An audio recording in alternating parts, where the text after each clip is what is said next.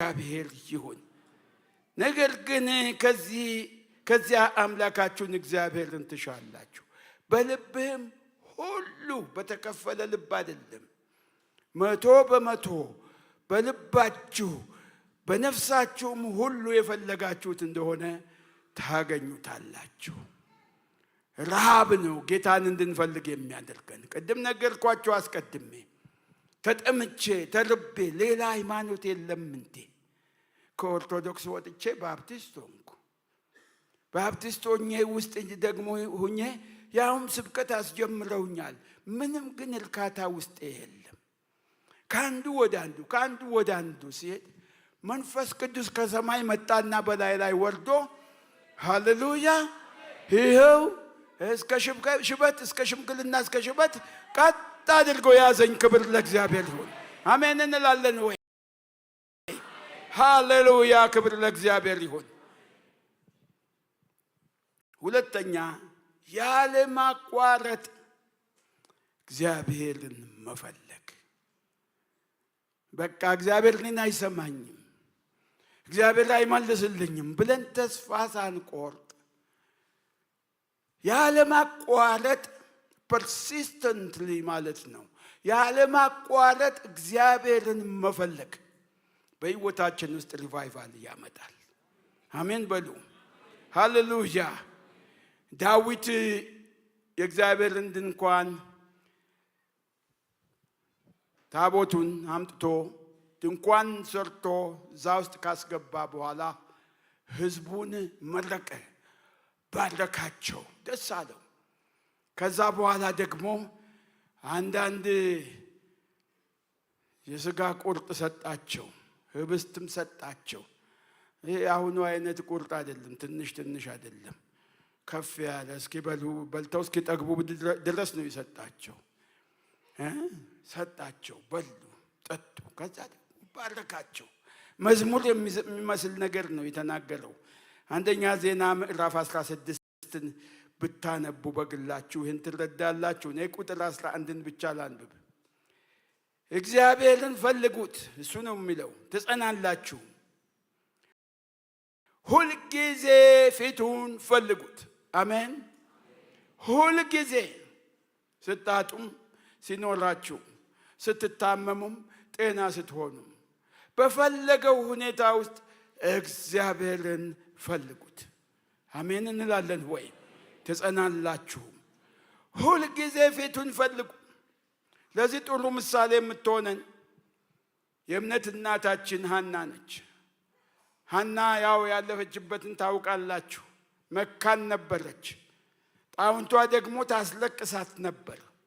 አንድ ቀን ግን ወደ መቅደስ ለጸሎት ሄደው ቅዳሴውም አልቆ እነሱ እዛ ቅልጥም እያገላበጡ እሷ ግን እዛው መቅደስ ላይ ግድግዳ ተደግፋ በቃ ከንፈሯን እያነቃነቀች ትጸልይ ነበር። በቃ የዘመኑ ጴንጤ ነው ምላት እሷን ትላለች። ካህኑ ጠባቂ ነውና የመቅደሱ እቺ ሴት እዛ ተጣብቃ የቀረችው ለምንድን ነው ብሎ ተነስቶ ሄደ። አንቺ ስካርሽ የማይበርድልሽ እስከ መቼ ድረስ ነው? አለ ጌታዬ፣ እኔ አልሰከርኩም በፍጹም። ልቧ የተሰበረባት ሴት ነኝ። አምላኬን እየለመንኩት ነው ያለሁት። እጦት አለብኝ፣ ያጣሁት ነገር አለ። የተቸገርኩበት፣ የምሰደብበት፣ የምረገምበት ነገር አለኝ። እባክህ ያው ብሶቷን አፍርጣት ባትነግረውም ነገረችው። እግዚአብሔር የለመንሽውን ይስጥሽ ብሎ ባረካት። ሃሌሉያ ክብር ለእግዚአብሔር ይሁን። አላቆመችም። ሰው ድግስ እየበላ ነው፣ እሷ ግን እዛ ቆማ እንዝላለች። ሃሌሉያ አሜን እንላለን ወይ? ያለ ማቋረጥ እግዚአብሔርን መፈለግ። እግዚአብሔርን ፈልጉት ትጸናላችሁ። ሁልጊዜ ፊቱን ፈልጉ። ሶስተኛ ራስን በማዋረድ መፈለግ እግዚአብሔርን። ራስን አዋርዶ ዝቅ ብሎ። እኛ እኮ አንድ ጊዜ ጌታ ምን አለን መሰላችሁ? ጾም ጸሎት ላይ ነበርን። 3 ቀን ጾም ጸሎት ገና በመንፈስ ቅዱስ እንደተሞላን እና ስንጾም ቆይተን በቃ ተነስተን እስቲ ንፋስ እንቀበል ብለን አባባ ረጋሳ የሚባሉም ከኛ ጋር አሉ። ስለ ጌታ ነው እያወራን የምንሄደው። ከዛ በኋላ ሰማይ ተከፍቶ ብልጭ ብሎ መገለጥ መጣልኝ ለኔ። ያን መገለጥ አስተላለፍኩ። ልጆቼ ሆይ ምን ትሰራላችሁ? ከዚህ ቦታችሁ ላይ ፈልጌ ያጣዋችሁ። አሁን እኮ እስትንፋሳችሁን ከእናንተ በውስጥ ጸጥ ትላላችሁ አለ። አያችሁ፣ የኔና የእናንተ እስትንፋስ እግዚአብሔር ከውስጣችን ቢወስደው አስክሬን ነው ምን ሆነው ማለት ነው። ስለዚህ ራስን በማዋረድ መጸለይ፣ ንፋስ እንቀበል ብለን ነው የሄድነው። ተመለስ ባለን ተመለስና ሄድ፣ ንስሐ ገባን፣ ይቅርታ ጠየቅን። ስሙችም ቸር ነው፣ ወዲያው ይቅር ይላል። ከዛ በኋላ የጸጋ ስጦታዎች ተሰጡን። የዛለት ምሽት ባለ ራእይ ልጅ ነበረች፣ ትናገራለች። የዛለት 3 ነው የተቀበልኩት እኔ። እስካሁን ድረስ በውስጤ ይሰራሉ። አድገው ነው የሚሰሩት ደግሞ። ጌታ ይመስገን። የተጨመረም አለ። ሃሌሉያ። ሁለተኛ ዜና ምዕራፍ 7 ቁጥር 14 ላይ ጌታ ምን ይላል? በስሜ የተጠሩት ሕዝቤ ሰውነታቸውን አዋርደው ቢጸልዩ ፊቴንም ቢፈልጉ ከክፉ መንገዳቸውን ቢመለሱ እኔ በሰማይ ሆኜ እሰማቸዋለሁ። አሜን። ጸሎታቸውን እሰማለሁ። ክብር ለእግዚአብሔር ይሁን። ኃጢአታቸውንም ይቅር እላለሁ፣ ምድራቸውንም እፈውሳለሁ። አያችሁ፣ እኛ ራሳችን አዋርደን ብንጸልይ እግዚአብሔር ለእኛ ብቻ አይደለም ሀገራችንንም ደግሞ ይፈውሳታል። አሜን። እግዚአብሔር የተመሰገነ ይሁን። ምድራችንን ይፈውሳል። ክብር ለእግዚአብሔር ይሁን። ራስን በማዋረድ እግዚአብሔርን መፈለግ። አራተኛ በጸሎት እግዚአብሔርን መፈለግ። በጸሎት ለዚህ ጥሩ ምሳሌ ያቤጽ ነው። አንደኛ ዜና ምዕራፍ 4 ቁጥር 9 እስከ 10 ድረስ የያቤጽ ጸሎት በጣም ያስደንቀኛል። ያቤጽ በመሰረቱ ጥሩ ስም ያለው አይደለም። እናቲቱ በጭንቅ ስለወለደችው ስሙን ያቤጽ ብላ ጠራቸው። ለእኔ እንደሚገባኝ እንግዲህ አስጨናቂ ማለት ነው ስሙ። እንደዚህ ብለው የሚጠሩ ሰዎች አሉ። እናታቸው ስትወልድ ያስጨነቋት። ነገር ግን በወንድሞቹ መካከል ደግሞ እጅግ የተከበረ ሰው ነበር ይላል። ያቤጽ ወደ እግዚአብሔር ጸለየ። 4 ነገሮች ነው የጠየቀው ያቤጽ። የያቤጽ ጸሎት እባክህ መባረክን ባርከኝ። አሜን። ስንቶቻችሁ ባርኮት ትፈልጋላችሁ? ክብር ለእግዚአብሔር ይሁን። ሰሞኑን እዚህ ከመጣሁ የፓስተር አመሉን የባርኮት መጽሐፍ እያነበብኩ ነበር። ዛሬ ነው የጨረስኩት 13ኛውን ምዕራፍ። በጣም ነው የተባረኩበት። ባርኮት እባክህ መባረክን ባርከኝ። ሁለተኛው ጥያቄው አገሬንም አስፋው። አሜን። ሶስተኛ እጅህም ከኔ ጋር ትሁን። የእግዚአብሔር እጅ የእግዚአብሔር መንፈስ ነው። አሜን እንላለን ወይ? እጅህም ከኔ ጋር ትሁን አለና አራተኛውን እንዳያሳዝነኝም ከክፋት ጠብቀኝ። አሜን እንላለን ወይ? ክፉ ከሆነ ነገር እባክህ ጠብቀኝ ብሎ ጸለየ። እግዚአብሔር የተመሰገነ ይሁን። የእስራኤልን አምላክ እንደዚህ ብሎ ጠራ ይላል። እግዚአብሔርም የለመነውን አንዳንዱን ነገር ነው የሚለው ሁሉ ሰጠው። አሜን። የለመነውን ሁሉ ሰጠው። ክብር ለእግዚአብሔር ይሁን። እኔ ጌታን ሳገለግል የምቸገርበት አንድ ነገር ነበረኝ። መንፈሳዊ ነገር ነው። ፑልፒት ላይ በምቆምበት ጊዜ ራሴን ያመኛል፣ ሆዴን ይቆርጠኛል፣ እግሬን ያመኛል፣ እጄን ይቆረጥመኛል፣ ወገቤን እንደው ሊከፈል ይደርሳል። የማያመኝ ቦታ የለም። ይሄ ሁሉ በሽታ የኔ ነው እንዴ? ከየት ነው የመጣ እላለሁ። መድረክ ላይ ስወጣ ነው ደግሞ ያስተማረኝ ሰው የለም። እኔ ግን አስተምራቸዋለሁ። በመጽሐፍቶቼ ላይ ብዙ እገልጣቸዋለሁ። ምክንያቱም ትውልድ እንዲያውቀው ያስፈልጋል። ምስጢር መሆን የለበትም። ምንድነው እዛ ላይ በመሆንበት ጊዜ እንደዚህ ይሆናል። እና ዶክተር ቶለሳ ያኔ ተማሪ ነበር፣ ፉለር ሴሚናሪ። እኔ የማገለግልበት ሳን ሆዜ ካሊፎርኒያ መጣ፣ ሊጎበኘኝ መጣና አገልግሎቱን ከጨረሰ በኋላ ወንድም ቶለሳ አልኩት፣ እባክህ ችግር አለኝ። መድረክ ላይ ስወጣ በቃ የማያመኝ ቦታ የለም። ሆዴን ያመኛል፣ ወገቤን ያመኛል፣ እጄን ያመኛል፣ እግሬን አይኔን ሁሉ ያመኛል ብለዋል አለሱ። እዛ ሴሚናሪ ውስጥ አንድ ትንሽ መጽሐፍ አንብቤያለሁ አለ። ያቺ መጽሐፍ የምትለው ምንድን ነው? እጅህን ካመመህ ጉባኤ ውስጥ እጁን የታመመ ሰው አለ ማለት ነው። ራስህን ካመመህ ጉባኤ ውስጥ የተቀመጠ ራሱን የሚያመው አለ ማለት ነው። ሆድህን ካመመህም እንደዚህ ብሎ ነገረኝ። እንዲህ ነው አልኩ። እግዚአብሔር የፈውስ ስጦታ ሰጥቷል ማለት ነው። እኔ ስጦታ የለኝም አለኝ። ታማኝ ሰው ነው፣ በጣም እወደዋለሁ። አባቴ ነው ደግሞ ጌታ ይመስገን። እሱም አባቴ ነው የሚለኝ። እዚሁ ነው ያለ ከተማ ውስጥ አሁንም። ጌታ ይባርከው፣ በጣም እወደዋለሁ። ትልቅ የእግዚአብሔር ሰው ነው። እና ይህችን ሂንት ሰጠኝ፣ ጫፍ አስያዘኝ። ተነስቼ ወደ ጾም ጸሎት ተራራ ሄድኩ። ጾም መጸለያ ቦታ አለ፣ የኮሪያኖች ፓስተር ቾ የከፈቱት ነው። ተራራ ላይ ነው። የሽንኩርት ሽታ፣ የአምበርገር ሽታ፣ የወጥ ሽታ ምንም የለም እዛ። ውሃም ተይዞ አይኬድም። ለአንድ ሳምንት ምንም አይበላም አይጠጣም። ጾም ጸሎት እሄዳለሁ አልኩ። ወደዛ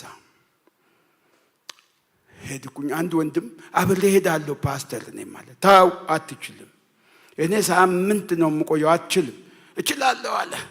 ጀግንነት የሚሰማው ሰው ነው። ተው ብያለሁ፣ ግድ የለም እችላለሁ፣ እንደውም እኔ ነኝ የምወስደው ያለኝ። እሺ ከቻልክ አልኩ። ተነስተን ሄን ሩቅ ነው፣ 1 ሰዓት ተኩል ያስነዳል። ሄን ተራራ ላይ ነው። ትንሽ ቤት ነች የሚሰጡን። አንድ ትንሽ ጭልጭል የምትል አምፖል አለች። ውሃ ተይዞ አይገባም እንዳልኳችሁ። ምግብማ ተውት የለም። ገባን እዛ ውስጥ። ስሊፒንግ ባግ ነው ይዘን የምንሄደው። እዛ ውስጥ ገብተን ጸሎታችን ከጨረስን በኋላ እንተኛለን። ይህ ወንድማችን በማግስቱ ወደ 2 o'clock ላይ ወደ ቤት ሄዳለሁ አለኝ። አትሄድም አልኩት። አይ ሄዳለሁ አለ። ሄዳለሁ። እንዴ አትችልም አላልኩም? ለምን መጣ አልኩት። ፓስተር ሄዳለሁ በቃ አለ። ኃይለኛ ነው፣ ቦክስም መቧከስ የሚችል ሰው ነው። እሺ ጌታ ልጠይቅና ልንገርህ አልኩት። ትንሽ ቤት ነች፣ ዳስ ትመስላለች። ዞር ብዬ ጌታ ሆይ ልሂድ ይላል፣ ምን ልበለው አልኩ።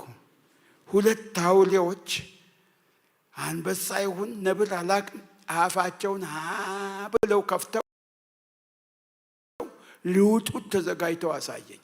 ይኸውልህ ወንድሜ 2 አውሬዎች አፋቸውን ከፍተው ሊውጡ ተዘጋጅተዋልና እንዳትሄድ አልኩት።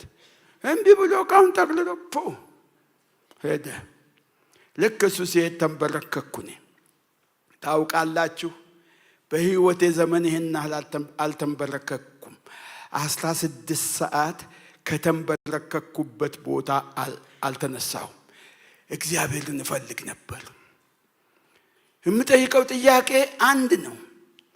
ምንድነው? ፑልፒት ላይ ስቆም ራሴን የሚያመኝ፣ ሆዴን የሚያመኝ፣ ወገቤን የሚያመኝ፣ እጄን የሚያመኝ ግለጥልኝ ጌታ ሆይ። 16ቱን ሰዓት ከጨረስኩ በኋላ ምንም መገለጥ አላገኘሁም። ስሊፒንግ ባጌ ላይ ገባሁና ዚፕ አድርጌ ተኛሁ። ስተኛ መብራቷን አጥፍቻታለሁ። እጅ መጥቶ ይወዘውዘኛል። ተነጸልይ ጌታ እንደሆነ አወቅኩ። ጌታ ሆይ እባክህ ልተኛ። 16 ሰዓት ነው እኮ የጸለይኩት። ነገም እዚህ ነኝ፣ ተነገ ወዲያም እዚህ ነኝ። ቀኑን ቆጠርኩለት። እዚሁ ነኝ ያለሁት ካንተው ጋር። አይዞህ አይነት ነገር ዜብ አደረግኩና ላጠሰል። ሁለተኛው ጠንከር ይላል። ነቀነቀኝ። ተነጸልይ። አሁንም ከፈትኩና ሳይ ጨለማ ነው፣ ምንም የለም። ጌታ ሆይ እባክህ ልተኛ። 16 ሰዓት ከተንበረከኩበት ቦታ አልተነሳሁም። እባክህ ልተኛ። ዚፕ አደረግኩና ተኛው። ሶስተኛው አንስቶ የሚያፈርጠኝ ነው የመሰለኝ። ታውቃላችሁ፣ በኃይል ወዘወዘኝ። ስከፍት ቤቱ በብርሃን ተሞልቷል። ይህ ብርሃን ከዚች ከትንሽ አምፖል አይደለም የመጣው። አንድ ኮርነር ላይ ስመለከት ጌታ እዛ ቆሟል። ቶሎ ጎንበስ አልኩ። ተስተካከልኩና ወጥቼ ግድግዳ ተደግፌ ቁጭ አልኩ። የምትፈልገውን ነገር ጠይቃለኝ። እግዚአብሔርን መፈለግ ይህን ያመጣል። ፈለግኩት፣ ተገኘልኝ። ጌታዬ የምትፈልገውን ነገር ጠይቅ። ጌታ ሆይ ጸጉር እንዴት ነው የሚፈወሰው ብዬ ጠየቅኩ። እያንዳንዱ ጸጉር ፎሊክልስ የሚባሉት እያንዳንዱ ላይ ውጋት ይሰማኝ ጀመር። በቃ ቶሎ ብዬ ጌታ ሆይ ራስ እንዴት ነው የሚፈወሰው አልኩ። ራስ ምታት ለቀቀብኝ። አሁን ታክቲኩ ገባኝ። ቶሎ ውጋቱ ከላይ ላይ እንዴት አይን እንዴት ነው የሚፈወስ? ያኔ ይሄኛው ይቆማል። አይንን ጨቅ ያደርገኛል። ቶሎ ብዬ አፍንጫ እንዴት ነው የሚፈወስ? ጉሮሮ እንዴት ነው የሚፈወሰው? ጡት እንዴት ነው የሚፈወሰው? ሃሌሉያ! ብዙ እህቶች ከጡት በሽታ ከካንሰር ተፈውሰዋል በእነዚህ መገለጦች። ወገኖች እግዚአብሔርን አመሰግናለሁ። የዛለት የተቀበልኩት መገለጥ ነው። ከዛ በኋላ ሁሉንም የውጭውን ከጨረስኩ በኋላ አናቶሚና ፊዚዮሎጂ በደንብ ስለተማርኩ ገባሁ ወደ ውስጥ። እዚህ ውስጥ አቤት ስንት ነገር አለ እዚህ ውስጥ። እዚህማ ተውኩት። ሁሉንም ጠየቅኩት። ውጋት ይሰማኛል። በቃ ሜዲካል ስኩል ሳልገባ ጌታ ኢየሱስ ክርስቶስ ሰዎች እንዴት እንደሚፈወሱ አስተማረኝ። እግዚአብሔር የተመሰገነ ይሁን። የመገለጥ ሙላት በውስጤ የዛለት ሌሊት ገባ። እስከ እግር ጥፍር ድረስ ነው ጌታን የጠየቅኩት። ሁሉንም ማስተማረኝ። መገኘቱ ግን በጣም ስላስፈራኝ ጌታ ቶሎ እንዲሄድልኝ ፈለግኩ። ሌላ የምትጠይቀኝ ነገር አለ አለኝ። እኔ የዛለት እንጃ እንደው አንድ 10 ሚሊዮን ዶላር ስጠኝ ብለው ይሰጠኛል ብዬ ገምታለሁ። ያስፈለገኝ ግን እሱ አይደለም። የወገኖቼ ችግር ነው፣ በሽታ ነው፣ ስቃይ ነው። የተጠራሁት ለዚህ ስለሆነ ስጋዊ ነገር አልጠየቅኩትም። ጌታዬ ይሄው ነው አልኩ። እንግዲህ ቁስሌን በሰውነት ተሸክመህ በዓለም ዙሪያ ትዞራለህ አለኝ። ክብር ለእግዚአብሔር ይሁን። ኢየሱስ ጌታ ነው። ዛሬ ማታ ጌታ የሚቀባችሁ ሰዎች አላችሁ፣ የሚያስነሳችሁ ሰዎች አላችሁ ወገኖቼ። ኢየሱስ ጌታ ነው። ሃሌሉያ! እግዚአብሔርን ፈልጉት። አሜን እንላለን ወይ? ጌታን ፈልጉት፣ እየተጠማችሁ ፈልጉት። እንዲህ ነው የፈለግኩት እኔ። አቤቱ መባረክን ባርከኝ፣ አገሬንም አስፋው። እጅህም ከእኔ ጋር ትሁን፣ እንዳያሳዝነኝም ከክፋት ጠብቀኝ። ያቤጽ እንደዚህ ብሎ ጠየቀ። ጌታ እግዚአብሔር አምላክ በዓለም ዙሪያ ሲያዞረኝ ይህንን ነው ያደረገ። ፈረንጅ አይባል አበሻ ሰዎችን እየፈወሰ እግዚአብሔር በተለያዩ ዓለማት ጌታ አዞረኝ። ያለቀ መስሎኝ ነበር። አሁን በባለቤቴ እየተናገረኝ አላለቀም ባንተ ውስጥ ያለው እንዳታቆም ዳዲ እንዳታቆም ሰይጣን የሚለውን አትስማ እያለችኝ እንዲሁ እንዳለች በየቀኑ ነው ወደ አባቷ የሄደችው። ስለዚህ ጌታ የተናገረኝን ነገር አላቆምም። ክብር ለእግዚአብሔር ይሁን። ትውልድ ይነሳል፣ እውነተኛ ትንቢት የሚናገር እውነተኛ ፈውስ የሚያስተላልፍ የማይሸቅጥ በወንጌል ራስን የማያከብር ጌታን የሚያከብር የተቀባ ትውልድ ጌታ እግዚአብሔር አምላክ ያስነሳል። እግዚአብሔር ያስነሳል። አሜን እንላለን ወይ? ሃሌሉያ። አምስተኛው ነጥቤ ሪቫይቫል በሕይወታችሁ እንዲመጣ ከኃጢአት መመለስ ነው። ሆምወርክ እሰጣችኋለሁ። መዝሙር 51 ከቁጥር 1 እስከ 5 ድረስ በግላችሁ አንብቡ። የዳዊት ኑዛዜ ነው። በኃጢአት በወደቀ ጊዜ እግዚአብሔር